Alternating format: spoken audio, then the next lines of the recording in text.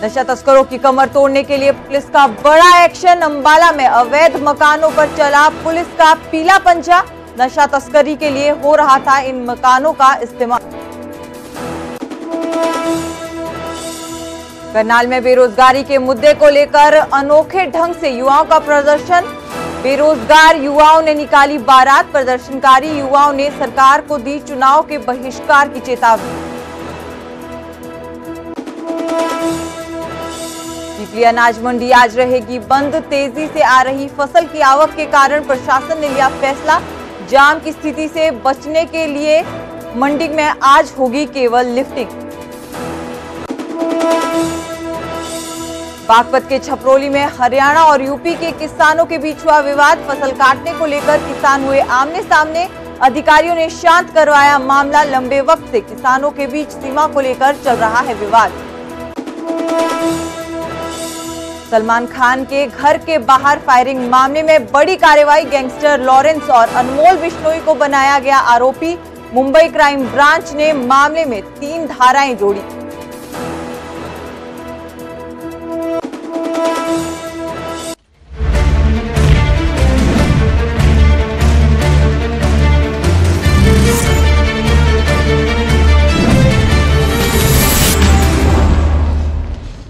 Haryana prime देख रहे सभी दर्शकों का स्वागत है। आप सभी के साथ मैं हूं सुजाता कंवर और बुलेटिन की शुरुआत करेंगे अहम खबर के साथ। आपको बता दें कि आज बहादुरगढ़ में सीएम जनसभा करेंगे। विशाल जनसभा को सीएम सैनी संबोधित करेंगे। बीजेपी प्रत्याशियों के हक में लगातार विजय संकल्प रैली सीएम सैनी चला रहे हैं और आज इसी कड़ी में डॉक्टर अरविंद शर्मा के पक्ष में प्रचार किया जाएगा। बहादुरगढ़ सब्जी मंडी में विजय संकल्प रैली की तैयारियां हो रही है। जनसभा को सफल बनाने के लिए कार्यकर्ता जुटे हुए हैं और एक विशाल भीड़ जो है उसे यहां पर एकत्रित करने की कोशिश जो है वो वर्कर्स द्वारा की जा रही है। तो सीएम सैनी लगातार प्रचार कर रहे हैं। हर विधानसभा क्षेत्र में जाकर प्रचार किया जा रहा है। आज बहादुरगढ़ पहुंचेंगे। डॉक्टर अरविंद शर्मा के हक में प्रचार किया जाएगा।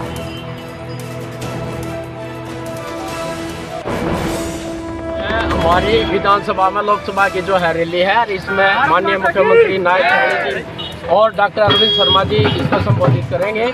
और भादड़ के जो है विधानसभा में लोकसभा का पूरा उत्साह है और डॉक्टर अरविंद शर्मा जी को भारी मतों से विजय करके यहाँ से भेजेंगे और तीसरी बार नरेंद्र मोदी जी को यहाँ देश का प्रधानमंत्री बनाएंगे और आने वाला समय जो है विश्व शक्ति बनेगा। नरेंद्र मोदी जी की जो है पूरे देश में लहर चल रही है और ये लहर 400 पार का जो नारा दिया है वो सक्सेस होगा। तो बड़ा दावा कार्यकर्ताओं की तरफ से किया जा रहा है और इसी खबर पर ज्यादा जानकारी देने के लिए हमारे सहयोगी प्रदीप धनखड़ हमारे साथ जुड़ चुके हैं। प्रदीप, जनसभा में कितनी देर में सीएम सैनी पहुंचेंगे और उनके साथ साथ कौन मौजूद रहेगा? आज एक व्यक्ति से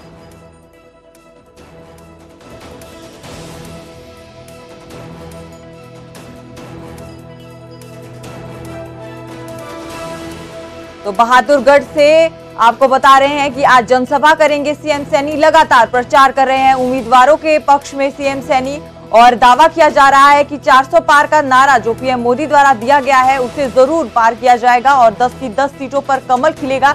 इसी कड़ी में आज बहादुरगढ़ पहुंचेंगे जहां बड़ी जनसभा को सीएम सैनी जो है वो संबोधित करेंगे। सब्जी मंडी में ये पूरा कार्यक्रम रखा गया है। डॉक्टर अरविंद शर्मा के हक में प्रचार करते सीएम सैनी नजर आएंगे।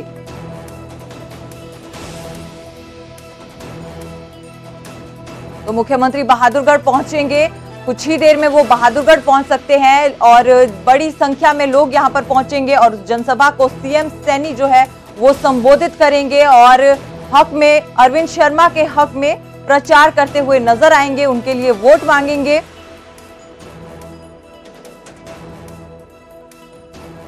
और खबर पर ज्यादा जानकारी लेंगे हमारे सहयोगी प्रदीप से। प्रदीप, कितने बजे तक सीएम सैनी पहुंचेंगे और उनके साथ साथ कौन वहां पर मौजूद रहेगा? जी सुजाता, आपकी सबसे बड़ी खबर ये है कि सीएम नायब सैनी अब बहादुरगढ़ पहुंच चुके हैं। वो बहादुरगढ़ की सब्जी मंडी में जो मंच सजा हुआ है वहां पर वो पहुंच चुके हैं। साथ में ही भाजपा के राष्ट्रीय सचिव ओम प्रकाश धनखड़ मौजूद हैं। पूर्व विधायक नरेश कौशिक यहाँ पर मौजूद हैं। तमाम भाजपा के कार्यकर्ता यहाँ पर मौजूद हैं। भाजपा के जो स्थानीय नेता है एडवोकेट बलवीर सिंह, उनकी अगुवाई में भारी संख्या में कार्यकर्ता आज यहाँ पर पहुंचे हुए हैं। दरअसल विजय संकल्प रैली आयोजित की जा रही है। रोहतक लोकसभा क्षेत्र के कार्यकर्ताओं के लिए ये रैली का आयोजन किया गया है। यहाँ पर बहादुरगढ़ के जो कार्यकर्ता हैं भाजपा के, उन्हें आमंत्रित किया गया है। यहाँ पर अरविंद शर्मा जो रोहतक लोकसभा क्षेत्र से उम्मीदवार हैं, भाजपा के पहले भी सांसद रह चुके हैं, उनके लिए यहाँ पर प्रचार किया जा रहा है। स्वयं मुख्यमंत्री आज यहाँ पर विजय संकल्प रैली का आयोजन कर रहे हैं। यहाँ पर भारी संख्या में भीड़ जुटी हुई है और भाजपा के कार्यकर्ता मौजूद हैं। अब देखना होगा कि मुख्यमंत्री जो नायब सैनी है किस तरीके से लोगों को संबोधित करते हैं और क्या क्या उन्हें वायदे यहाँ पर किए जाते हैं बहादुरगढ़ के लोगों के लिए, क्या सौगात आने वाले समय में दी जा सकती है, इन पर भी यहाँ पर विचार विमर्श होगा। और जो केंद्र सरकार की नीतियां हैं उनके बारे में भी यहाँ बखान करने का काम मुख्यमंत्री नायब सैनी द्वारा किया जाएगा। अरविंद शर्मा भी लोगों को संबोधित करेंगे, सीधा संवाद करेंगे। मुख्यमंत्री सैनी भी कुछ देर बाद सीधा संवाद लोगों से यहाँ पर करने जा रहे हैं। जी प्रदीप, हम कई बार देख चुके हैं कि लगातार बीजेपी के नेताओं का जो है वो विरोध भी किसानों द्वारा किया जा रहा है। आपसे जानना चाहेंगे कि बहादुरगढ़ में कैसी स्थिति है, पुलिस की तरफ से कैसे प्रबंध किए गए हैं? जी सुजाता, यहाँ पर किसी तरीके का विरोध प्रदर्शन फिलहाल नहीं देखने को मिला है। काफी शांतिपूर्ण माहौल में इस रैली का आयोजन किया जा रहा है। बहादुरगढ़ के तमाम जो भाजपा के कार्यकर्ता हैं वो यहाँ पर पहुंचे हुए हैं, जी जान लगाकर मेहनत कर रहे हैं। भाजपा के जो स्थानीय नेता हैं भारी संख्या में भीड़ लेकर यहाँ पर पहुंचे हुए हैं और जो कार्यकर्ता है वो मुख्यमंत्री नायब सैनी की संबोधन का इंतजार कर रहे हैं। किस तरीके का विरोध प्रदर्शन यहाँ फिलहाल नहीं देखने को मिला है। पहले भी भाजपा का यहाँ विरोध बहादुरगढ़ में तो कम से कम नहीं देखने को मिला। हालांकि झज्जर की बात की जाए तो एक जगह यहाँ पर जो है अरविंद शर्मा का विरोध देखने को मिला था, लेकिन बहादुरगढ़ में इस तरीके की अभी किसी तरीके का विरोध कोई सामने नहीं आया है। ना तो किसान यहाँ पर मौजूद है, ना ही अन्य कोई राजनीतिक दल यहाँ पर एकत्रित हुआ है जो इस रैली का विरोध करे। फिलहाल जो राजनीतिक रैली है बढ़िया तरीके से चल रही है। मुख्यमंत्री नायब सैनी यहाँ पर पहुंच चुके हैं, कुछ देर बाद ही लोगों से सीधा संवाद करेंगे और जो अरविंद शर्मा है भाजपा के रोहतक लोकसभा क्षेत्र से उम्मीदवार है, उनके समर्थन में प्रचार भी किया जा रहा है। जी शुक्रिया प्रदीप ज्यादा जानकारी के लिए। तो जनसभा में सीएम सैनी पहुंच गए हैं, थोड़ी ही देर में वो संबोधित करेंगे यहाँ पर लोगों को और बड़ी संख्या में लोग पहुंचे हैं। डॉक्टर अरविंद शर्मा के हक में प्रचार जो है वो सीएम सैनी की तरफ से किया जा रहा है।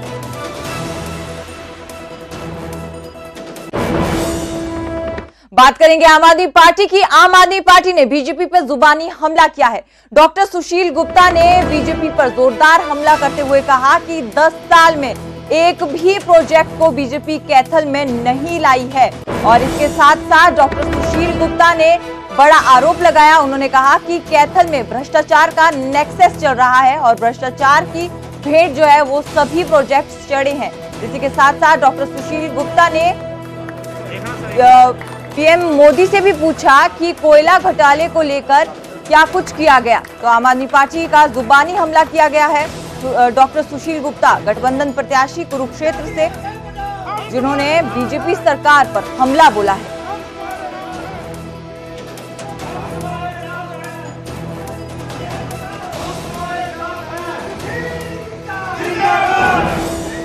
पूरे 10 साल में इनकी पार्टी के एक भी सांसद ने कोई काम नहीं किया। नवीन जी खुद गायब रहे और उससे पहले भी इन्होंने कोई काम नहीं किया।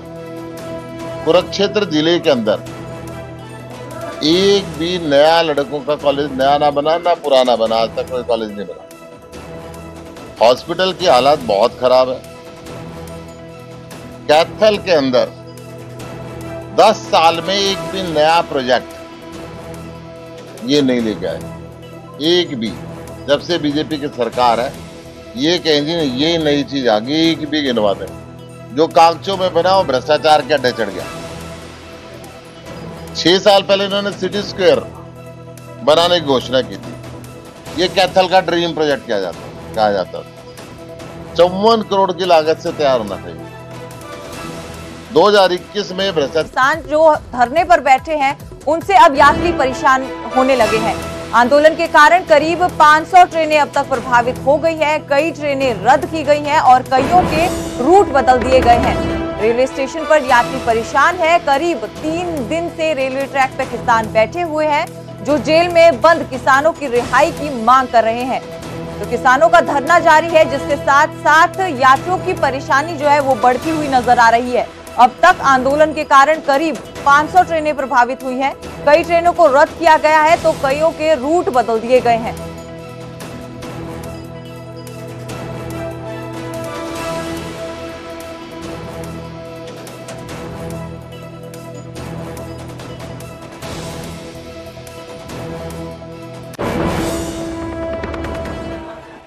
ये अम्बाला कैंट से जाना 2 घंटे है लेट, बट ट्रेन लेट है जी। अब ट्रेन आएगी तो जाया जाएगा, ये नहीं बताया जा रहा जी लेट है। आप वेट करेंगे जी और क्या करेंगे। हमें नज़ीराबाद जाना, ट्रेन के बारे में तो अभी तक कुछ नहीं बताया जा रहा। बस 11:42 का टाइम था, अभी तक तो कोई इन्फॉर्मेशन नहीं मिली। 139 नंबर पर भी कॉल करी थी, उन्होंने भी कुछ नहीं बताया। बहुत ज़्यादा परेशानी हो रही। सारी आगे की ट्रेन हमारी निकल जाएगी, नज़ीराबाद पहुँचेंगे, आगे भी ट्रेन देखनी। देखा जाए तो लगभग 500 गाड़ियाँ इससे प्रभावित हो चुकी हैं। इसमें अगर मेल एक्सप्रेस ट्रेनों की बात करें तो अभी तक 85 मेल एक्सप्रेस ट्रेनें कैंसिल हुई हैं, 21 गाड़ियाँ शॉर्ट टर्मिनेट हुई हैं, 22 गाड़ियाँ शॉर्ट ओरिजिनेट करनी पड़ी हैं और लगभग 230 मेल एक्सप्रेस ट्रेनों को अभी तक हमने डाइवर्टेड रूट से चलाया है, जिसमें मेन रूट आपको पता ही है अम्बाला, चंडीगढ़, सानेवाल होते हुए लुधियाना की ओर, और सिमिलरली डाउन में बहुत सारी गाड़ियाँ धूरी, जाखल, हिसार होते हुए जा रही हैं दिल्ली वाले रूट से। तो कुल मिला के 358 मेल एक्सप्रेस ट्रेनें और 141 पैसेंजर ट्रेनें यानी 499 गाड़ियां अभी तक इससे प्रभावित हैं। और खबर पर ज्यादा जानकारी के लिए हमारे सहयोगी कृष्ण बाली जो है वो हमारे साथ बने हुए हैं। कृष्ण, आपसे जानना चाहेंगे कि आज क्या स्थिति है ट्रेनों को लेकर, क्योंकि यात्रियों का कहना है कि उन्हें जानकारी भी नहीं मिल रही, जो रद्द की गई है, डाइवर्ट की जा रही है, उसकी जानकारी भी यात्रियों को नहीं मिल रही है।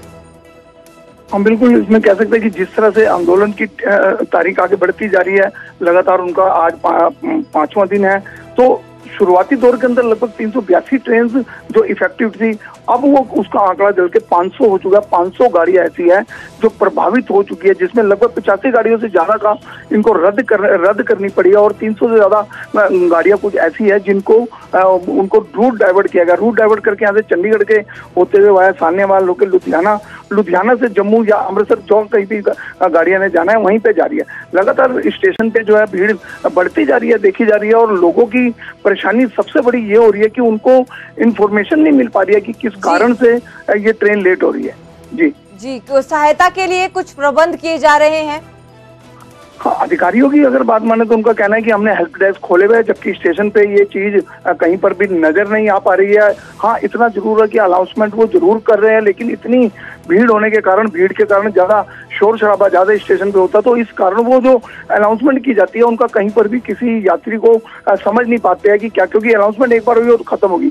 कोई भी ऐसा हेल्प डेस्क स्टेशन पे नजर नहीं आ रहा जिसमें हम कहें कि यात्रियों को उसमें सुविधा मिल पा रही है। अगर आगे किसानों का जैसे और आंदोलन ज्यादा बढ़ जाता है, रेल रोको आंदोलन, तो इसके अंदर गाड़ियों की संख्या और भी बढ़ सकती है। जी, शुक्रिया कृष्ण ज्यादा जानकारी देने के लिए। तो यात्रियों की परेशानी बढ़ते हुए नजर आ रही है।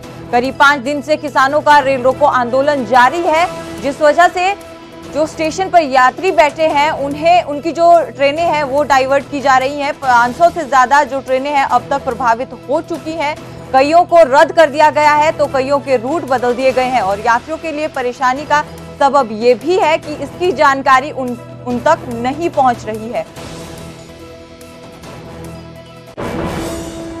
अगली खबर का रुख करेंगे। आपको बता दें कि नशा तस्करों के खिलाफ पुलिस ने बड़ी कार्रवाई की है। अवैध मकानों पर पुलिस ने पीला पंजा फेरा है। आपको बता दें कि हेड़ा कॉलोनी में पुलिस ने कई मकान तोड़े हैं। नगर निगम की मदद से पुलिस ने ये बड़ा एक्शन लिया है। नशा तस्करी के लिए इन मकानों का जो था वो इस्तेमाल किया जा रहा था, लेकिन पुलिस ने बड़ा एक्शन लेते हुए जेसीबी की मदद से ये मकानों को गिराया है। नगर निगम की मदद ली गई इस पूरे ऑपरेशन के दौरान। तो अंबाला से ये तस्वीरें सामने आई है। हेड़ा कॉलोनी में पुलिस ने ये बड़ी कार्रवाई करते हुए एक्शन लिया है।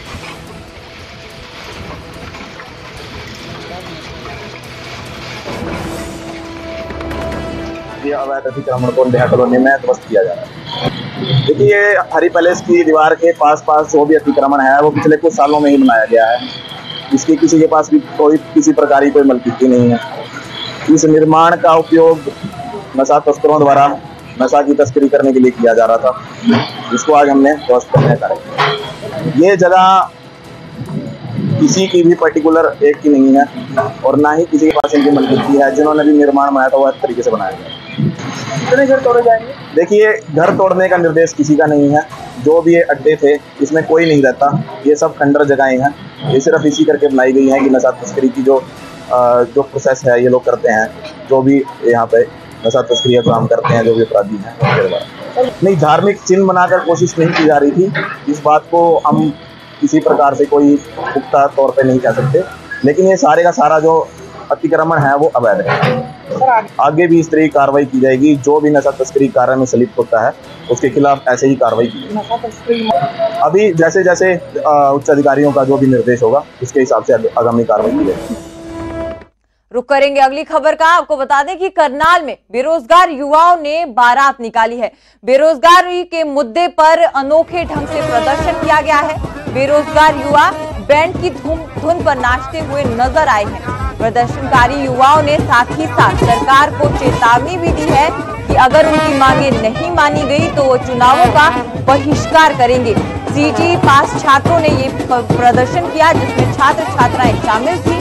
आपको बता दें कि सीईटी ग्रुप सी की भर्ती न होने से युवा परेशान है, जिसके बाद अनोखे ढंग से करनाल में युवाओं ने ये बारात निकाली और सरकार को चेतावनी दी कि अगर उनकी मांगे नहीं मानी गई तो वो चुनावों का बहिष्कार करेंगे।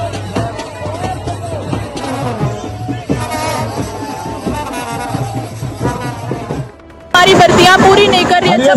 सरकार ने 2013 में ग्राम सचिव की पटवारी निकाली थी, जिसको पेपर लेके कैंसिल करके बार बार पेपर लेके 2021 में सीईटी के अंडर ले आई सारी भर्तियों को जितनी भी थी, और अब पेपर भी ले लिया, लेकिन कोर्ट में उलझा रखा है। कोर्ट में जाके सरकार तारीख ले लेती है, कभी बोलती है मंत्रिमंडल का विस्तार नहीं हुआ है, कभी बोलती है एजी बीमार है, कभी बोलते हैं अभी हमें और आगे की डेट चाहिए। हम ऐसे आराम से अपना सरकार तैयार है, उम्मीद करें। लगता है कोशिश नहीं कर रही सरकार ही तो कोशिश नहीं कर रही ना। तो 9 महीने हो गए डेट पे डेट लेते आ रहे हैं। कदे 30 अक्टूबर की डेट है, कदे 9 दिसंबर की डेट है, सारी फरवरी काट दी ना डेट हम एक 2 दिन की डेट भी ली है इन्हें। सारी फरवरी में काट दी, मार्च में काट दिया, अब अप्रैल में देखो भी वो आज बेरोजगारों की बारात पहुंची करना। हाँ, बेरोजगारों की बारात है आज। प्रोटेस्ट बेरोजगारों की बारात खातर आड़े इकट्ठे हो रहे हैं, फिर वोट ना देने खातर इकट्ठे हो जाएंगे सारे।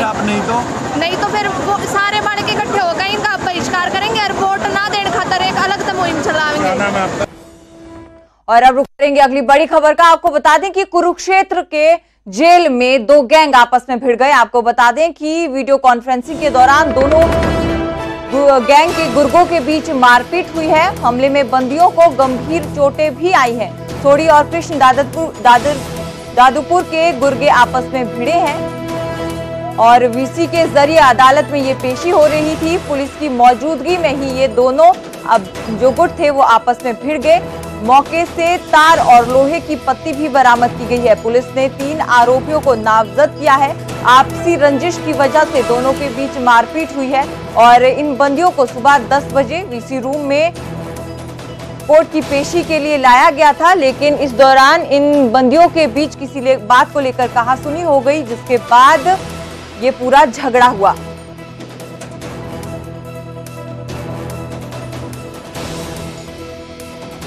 खबर पर ज्यादा जानकारी के लिए हमारे साथ हमारे सहयोगी अशोक यादव जुड़ चुके हैं।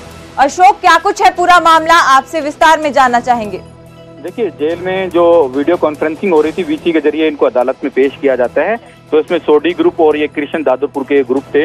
ये लोग वीसी से अदालत में इनकी पेशी लगवाने के लिए बाकायदा बंदियों को लाई थी। तो हमले में कई बंदियों को चोटें लगी हैं। इनके कब्जे से तार और लोहे की पत्ती आदि जो बरामद की गई है। वहीं जेल के नियमों के तहत इन पर जो मामला दर्ज कर लिया गया है कि किस तरह से 10 बजे इनकी वीसी के जरिए कोर्ट रूम में पेशी होनी थी। तो इस दौरान बंदियों को लेकर आपस में जो कहासुनी हुई है, कहासुनी इतनी बढ़ गई कि जेल में सोडी गैंग और कृष्ण दादुपुर गैंग के जो सदस्य बंद हैं, इन दोनों के ग्रुपों में आपस में हाथापाई हो गई। तो बीच बचाव भी किया गया कुछ लोगों को थोड़ी बहुत चोटें आई है, तो उसके आधार पर पुलिस ने धारा 148, 149, 323, 506 जेल अधिनियम के तहत मुकदमा दर्ज कर लिया है। और जो आरोपी सन्नी है वो पिछले करीब 7 महीने से जिला जेल में बंद था। आरोपी पर थाना लाडवा में शस्त्र अधिनियम जो बाकायदा कहा जाता है उसके तहत मामले दर्ज हैं। इसके ऊपर 14 मामले दर्ज हैं और आरोपी 6 अक्टूबर से जेल में बंद है। जबकि सन्नी कृष्ण दादरपुर ये गैंग का सदस्य है और देवेंद्र और सुमित गढ़वाली विक्की जो गैंग है ये इनके गुर्गे हैं। तो कहीं ना कहीं जेल के अंदर ये पहला मामला नहीं है। इससे पहले भी जेल जो है हमेशा सुर्खियों में रहती रही है। कई बार जेल के अंदर चेकिंग के दौरान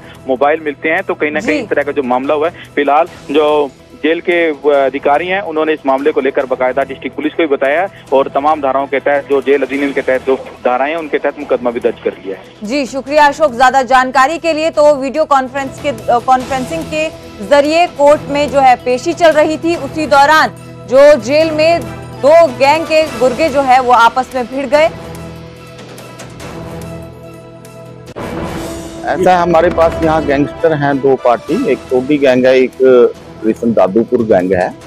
वो वीसी पेशी चल रही थी, उसके दौरान उनका आपस में कोई बातचीत कहाँ सुनी होगी तो दोनों में हाथापाई होगी। चोट वगैरह लगी है किसी को? हल्की सी चोट लगी थी, स्क्रैच टाइप लगा था। MLR में कुछ आया नहीं, हल्की सी स्क्रैच लगी थी, जैसे हाथ में नाखून वगैरह लग गया या कुछ चुभ गया था उसका, एक को ही लगी थी। ये 4-5 थे, वो अकेला था पेशी पे। हाँ वीसी रूम है यहाँ पर, वीसी पेशी के लिए खड़ा था। अगली अहम खबर कुरुक्षेत्र से, जहां ट्रांसफार्मर में एक बस टकराई है। आपको बता दें कि बीबीपुर में ये पूरा हादसा हुआ। बीबीपुर से खेड़ा ये स्कूल बस जा रही थी। हादसे का शिकार बच्चों को स्कूल छोड़ने ये बस जा रही थी। बस डिवाइन पब्लिक स्कूल की थी और जो हादसे के बाद खेत में उतर गई। बस में सवार आधा दर्जन बच्चे थे। हादसे के वक्त बिजली नहीं होने के कारण ट्रांसफार्मर में ये बड़ा हादसा जो है वो टला है।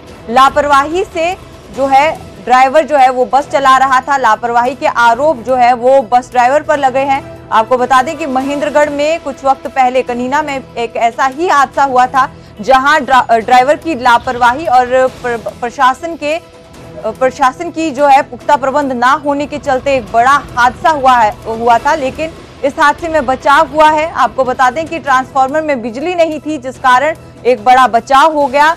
मासूम बच्चों की जानें बच गई। बस में सवार करीब आधा दर्जन से भी ज्यादा बच्चे थे।